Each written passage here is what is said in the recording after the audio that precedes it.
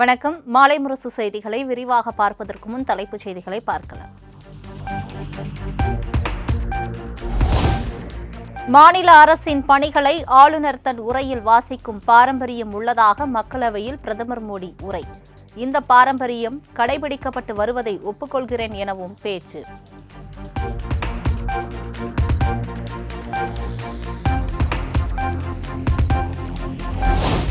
நாடு முழுவதும் 25 கோடி மக்கள் வறுமையிலிருந்து மீட்கப்பட்டுள்ளதாக பிரதமர் மோடி பெருமிதம். பட்ஜெட் மூலம் நடுத்தர மக்களின் கனவு நனவாகியுள்ளதாக மக்களவையில் பேச்சு.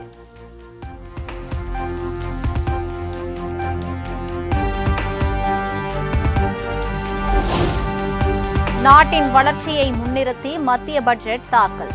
பொய் வாக்குறுதிகளை வழங்காமல் ஏழைகளுக்கு முன்னேற்றத்தை வழங்கியுள்ளதாக பிரதமர் மோடி பேச்சு.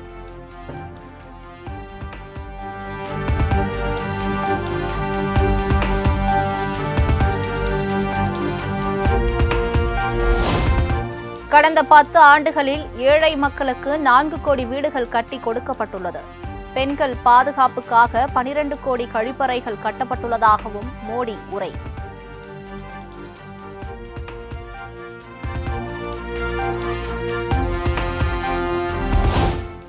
ஏழைகள் குறித்து காங்கிரஸ் உள்ளிட்ட எதிர்க்கட்சிகள் போட்டோ ஷூட் மட்டுமே நடத்துவதாக பிரதமர் மோடி தாக்கு. பிரதமரின் விமர்சனத்தை கண்டித்து மக்களவையில் எதிர்க்கட்சிகள் முழக்கம். तब भी बहुत कुछ बोलते ज्यादा नहीं है आपकी। आप प्रोटेक्ट करना चाहते हो उनको इस तरीके से, गलत तरीका, ये गलत तरीका है। आप बैठे बैठे टिप्पणी करना चाहते हैं।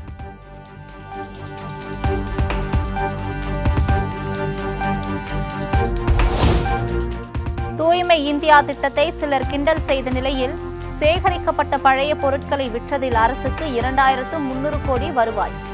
தேசத்தை கட்டியெழுப்ப அந்த பணம் பயன்படுத்தப்பட்டுள்ளதாக பிரதமர் மோடி விளக்கம்.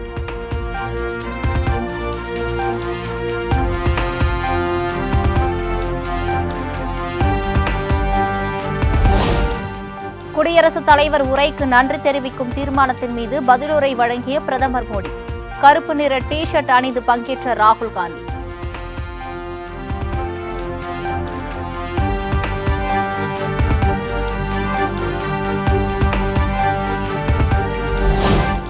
நாளை காலை 11 மணிக்கு உத்தரப்பிரதேச மாநிலம் பிரயாக்ராஜ் செல்கிறார் பிரதமர் மோடி. மகா கும்பமேளாவையொட்டி திரிவேணி சங்கமத்தில் புனித நீராடுகிறார்.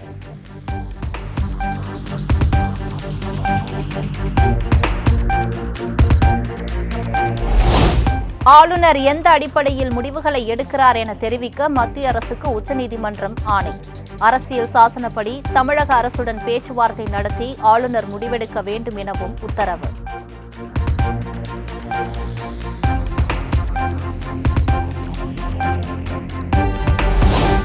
ஆளுநர் அரசு மோதல் விவகாரத்தால் மக்கள் பாதிக்கப்பட்டுள்ள நிலையில் மாநில அரசும் பாதிக்கப்பட்டுள்ளது. ஆளுநர் ஆர்.என். ரவிக்கு எதிராக தமிழக அரசு தொடர்ந்த வழக்கில் உச்சநீதிமன்றம் கருத்து.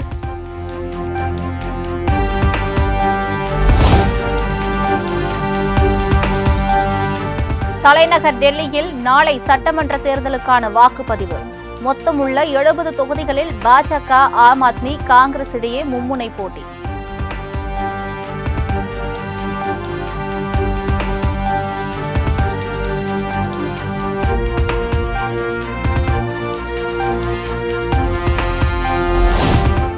ஈரோடு கிழக்கு சட்டமன்ற தொகுதியில் நாளை வாக்குப்பதிவு நடைபெறவுள்ள நிலையில் இறுதிக்கட்ட பணிகள் தயார் நிலை. காலை 7 மணி முதல் மாலை 6 மணி வரை வாக்குப்பதிவு நடைபெறும் என அறிவிப்பு.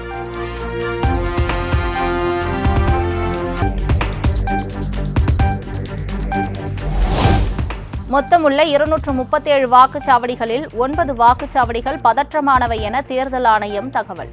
பாதுகாப்பு பணியில் 1500 காவலர்கள் மற்றும் 3 கம்பெனிஸ் CISF வீரர்கள் ஈடுபட உள்ளதாகவும் அறிவிப்பு.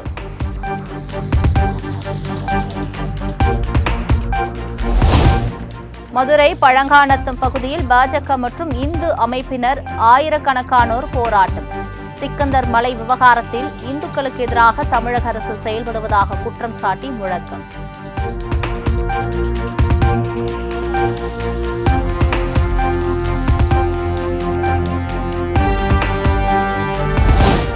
தமிழகம் முழுவதும் இந்து அமைப்பினர் மற்றும் பாஜகவினர் போராட்டம். திருப்பரங்குன்றம் போராட்டத்தில் கலந்து கொள்ள சென்றவர்களை தடுத்து நிறுத்தி கைது செய்த போலீசார்.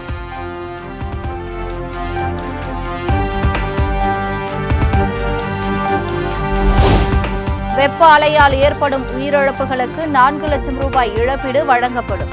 தமிழகத்தில் உள்ள அனைத்து பள்ளிகளிலும் சூழல் மன்றங்கள் ஏற்படுத்தப்படும் என்றும் காலநிலை மாற்றம் குறித்த உச்சி மாநாட்டில் முதலமைச்சர் மு.க. ஸ்டாலின் அறிவிப்பு. தமிழ்நாட்டோட எல்லா பள்ளிகளிலும் சூழல் மன்றங்கள் ஏற்படுத்தப்படும்.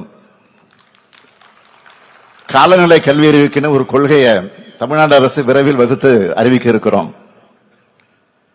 எல்லோருக்கும் அவசியமான காலநிலை விழிப்புணர்வை மாணவர்கள் மூலமே அனைத்து தரப்பு மக்கள்கிட்டையும் கொண்டு போய் சேர்க்க இருக்கிறோம்.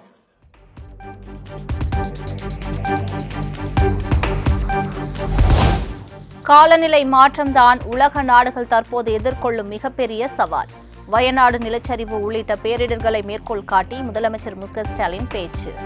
ஏற்பட்ட வெப்ப பாதிப்புகள், அதேபோல நம்ம சகோதர மாநிலமாக இருக்கக்கூடிய கேரளாவில் ஏற்பட்ட வயநாடு நிலச்சரிவை யாரும் மறந்திருக்க முடியாது. நம்ம மாநிலத்திலேயும் திருவண்ணாமலையில சிறிய அளவில் நிலச்சரிவு ஏற்பட்டுச்சு. இதெல்லாம் வேற வேற நாடுகள்ல வேற வேற மாநிலங்கள்ல நடந்த சம்பவங்களாக இருந்தாலும் இது எல்லாத்துக்கும் ஒரே காரணமா காலநிலை மாற்றத்தை தான் சொல்ல முடியும். இத நம்ம எதிர்கொண்டுதான் ஆகணும்.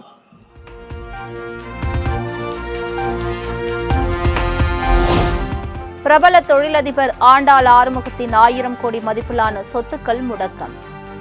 RKM பவர்ஜென் நிறுவனத்தில் நடத்தப்பட்ட சோதனையின் அடிப்படையில் அமலாக்கத்துறை நடவடிக்கை.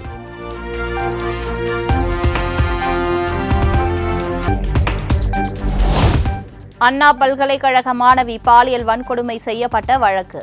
ஞானசேகரனின் குரல் மாதிரி பரிசோதனைக்கு சைதாப்பேட்டை நீதிமன்றம் அனுமதி.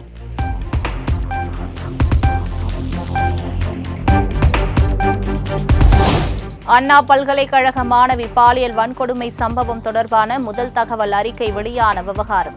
பத்திரிகையாளர்களை துன்புறுத்தக்கூடாது என காவல்துறைக்கு சென்னை உயர்நீதிமன்றம் உத்தரவு.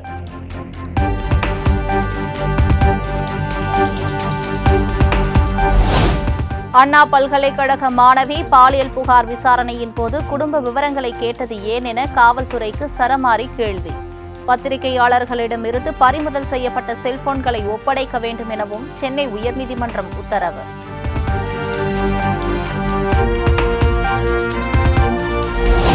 பெரம்பலூர் புதிய பேருந்து நிலைய வாயிலில் நிறுவப்பட்டிருந்த நாராயணசாமி நாயுடுவின் சிலையை அகற்றும் முடிவை கைவிட வேண்டும்.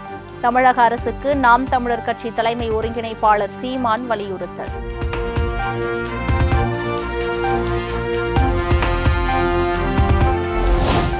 மெட்ரோ பணிகளுக்காக மாதவரம் பால் பண்ணை அருகில் உள்ள காலனியை 4 மாதத்தில் காலி செய்ய வேண்டும். மே 31ஆம் தேதிக்குள் காலி செய்யவில்லை எனில் அரசு நடவடிக்கை எடுக்கலாம் என சென்னை உயர்நீதிமன்றம் உத்தரவு.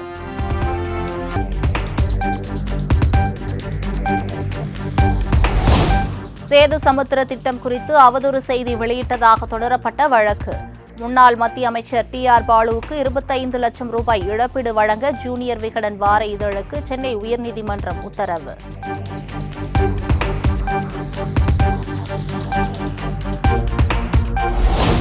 மத்திய அரசின் பொது பட்ஜெட்டில் தமிழ்நாடு புறக்கணிக்கப்பட்டதாக புகார். சென்னை அமைந்தகரை உள்ளிட்ட பகுதிகளில் மார்க்சிஸ்ட் கம்யூனிஸ்ட் கட்சியினர் கண்டன ஆர்ப்பாட்டம். மோடி அரசு, ஒன்றிய அரசு, மோடி அரசு ஏமாற்றாதே ஏமாற்றாதே ஏமாற்றாதே ஏமாற்றாதே தமிழ்நாட்டு மக்களை ஏமாற்றாதே ஏமாற்றாதே ஏமாற்றாதே ஏமாற்றாதே கல்வி இல்லை கல்வி இல்லை கல்வி இல்லை வேலை இல்லை வேலை இல்லை வேலை இல்லை வேலை இல்லை வேலை இல்லை கால் வயிற்றுக்கு சோறு இல்லை.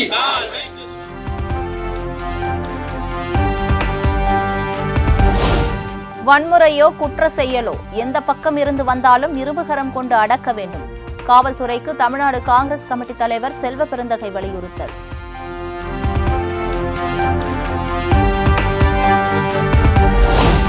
திருவாரூர் அருகே விவசாயி விஷம் குடித்து தற்கொலை. சம்பா நெற்பயிர்கள் நீரில் மூழ்கி சேதமடைந்ததால் விபரீத முடிவு.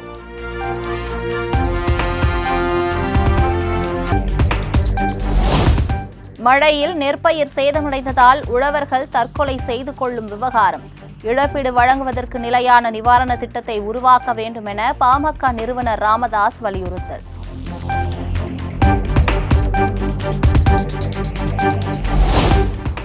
வேங்கைவயல் கிராமத்திற்கு செல்ல அனுமதி வழங்க கோரி வழக்கறிஞர் தாக்கல் செய்த மனு. காவல்துறை தரப்பில் பதில் அளிக்க உத்தரவிட்டு வழக்கு விசாரணை ஒத்திவைப்பு.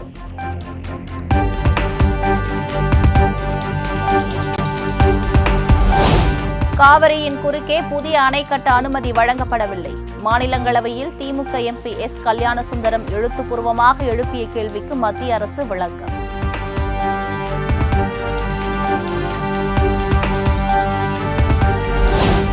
வாடிய பயிரை கண்டபோதெல்லாம் வாடியவரின் நிலத்தில் மரங்களை வெட்டி வீழ்த்துவதாம்.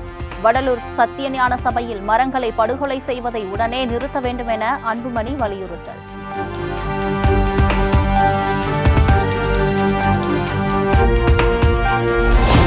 சங்கராபுரம் அருகே கிராம நிர்வாக அலுவலர் மீது சாணம் வீசி தாக்குதல் நடத்திய கிராம உதவியாளர் சங்கீதா. விஏஓவை அலுவலகத்தில் வைத்து பூட்டியதால் சஸ்பெண்ட் ஆன சங்கீதா மீண்டும் அராஜகம்.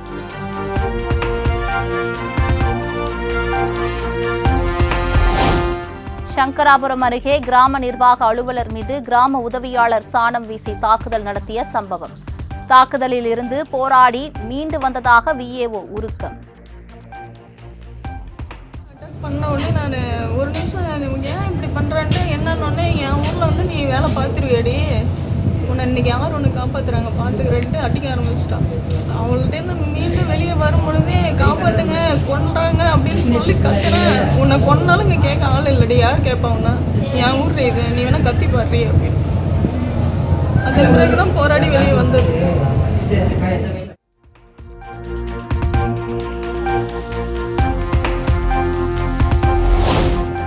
புதுக்கோட்டை மாவட்டம் பொற்பனைக்கோட்டை அகழாய்வில் எலும்பு முனை கருவி கண்டெடுப்பு.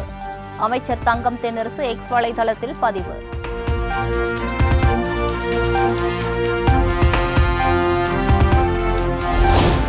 தூத்துக்குடி அருகே நடுக்கடலில் மீன்பிடித்துக் கொண்டிருந்த போது படகு கவிழ்ந்து விபத்து. கடலில் மூழ்கிய மீனவர்களை பத்திரமாக மீட்டு கரை சேர்த்த சக மீனவர்கள்.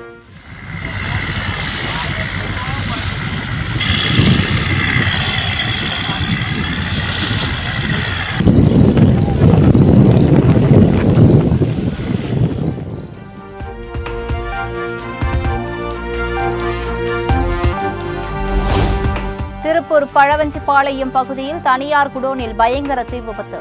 தீ கொழுந்துவிட்டு எரிந்ததால் ஊழியர்கள் அலறி எடுத்துக்கொண்டு ஓட்டம்.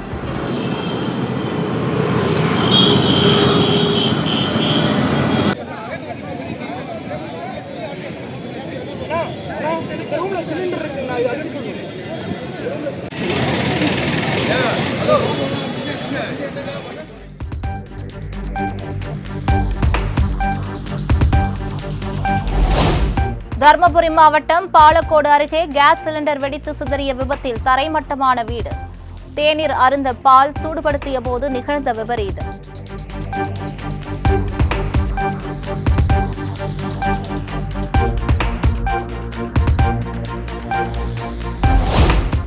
சேலம் மாவட்டம் ஆத்தூர் அருகே பட்டப்பகலில் மூட்டை மூட்டையாக வைத்து விற்பனை செய்யப்படும் கள்ளச்சாராயம்.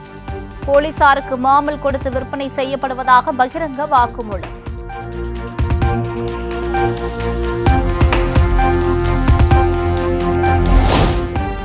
சென்னை வண்ணாரப்பேட்டை போஜராஜன் நகர் மக்கள் திடீர் சாலை மறியல்.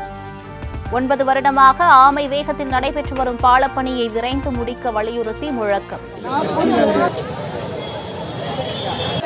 ஆட்சிகள் இங்கே மாறினாலும் மாறாது. 9 வருஷம் போகாதா,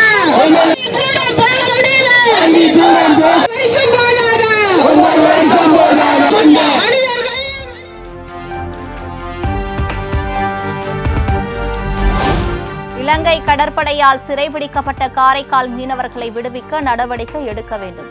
புதுச்சேரியில் மீனவ மக்கள் ஆர்ப்பாட்டம். கடற்படை தாக்குதலில்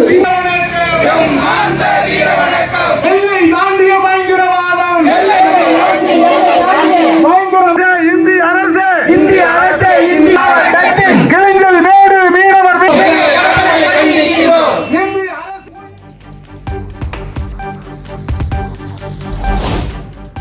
சூரிய ஜெயந்தி தினத்தை முன்னிட்டு திருப்பதி மலையில் நடைபெற்ற ரத சப்தமி உற்சவம். கோவில் திருக்குளத்தில் பல்லாயிரக்கணக்கான பக்தர்கள் புனித நீராடல்.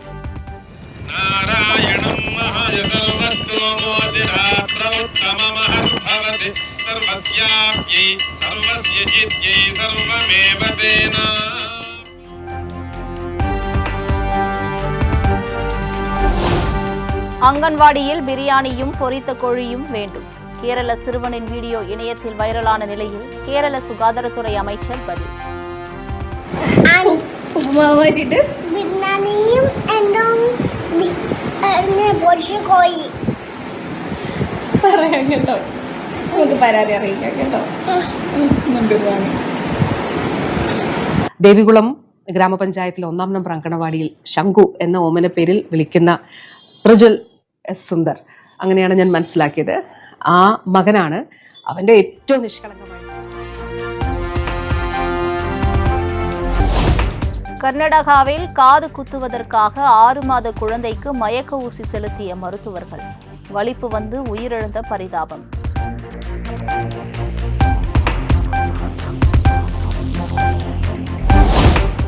கர்நாடகாவில் மது போதையில் காரை ரயில் தண்டவாளத்தில் பார்க் செய்த ஓட்டுநர்.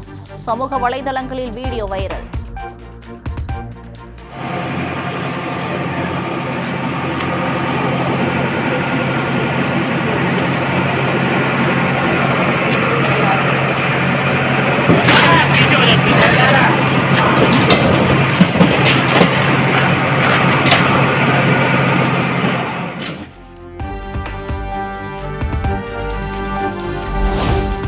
கர்நாடகாவில் பசுவை கடத்தினால் பார்த்த இடத்திலேயே என்கவுண்டர்.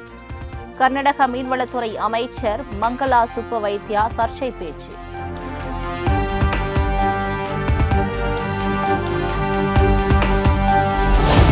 மறைந்த முன்னாள் பிரதமர் மன்மோகன் சிங்கிற்கு டெல்லி ராஜ்கோட் அருகே நினைவிடம் அமைக்க மத்திய அரசு திட்டம். பிரணாப் முகர்ஜியின் நினைவிடத்திற்கு அருகே அமைய உள்ளதாக தகவல்.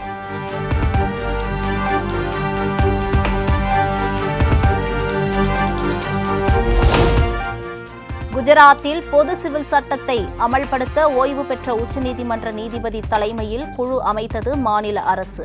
மூத்த IAS அதிகாரி, முன்னாள் துணைவேந்தர் உள்ளிட்ட 5 பேர் கொண்ட குழு அமைப்பு.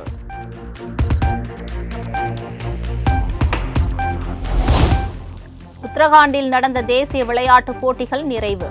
போட்டியில் வெற்றி வாகை சூடிய வீரர் வீராங்கனைகளுக்கு பதக்கங்களை வழங்கி முதலமைச்சர் புஷ்கர் சிங் தாமி வாழ்த்து.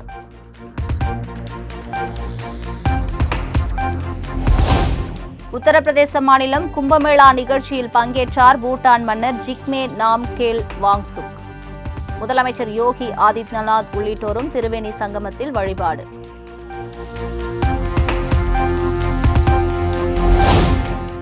டாடா ஸ்டீல் செஸ் மாஸ்டர்ஸ் தொடரில் பட்டம் வென்று சென்னை திரும்பிய பிரக்ஞானந்தாவுக்கு உற்சாக வரவேற்பு. சிறந்த பயிற்சியின் பலனாகவே வெற்றி கைகூடியதாக பெருமிதம்.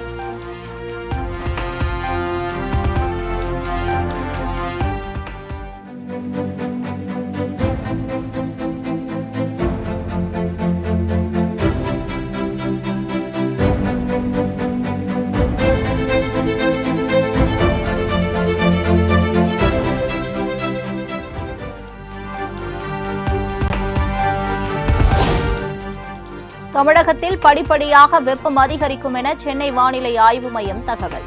தமிழகம், புதுச்சேரி, காரைக்காலில் அடுத்த 3 நாட்களுக்கு வறண்ட வானிலையே நிலவும் என்றும் அறிவிப்பு.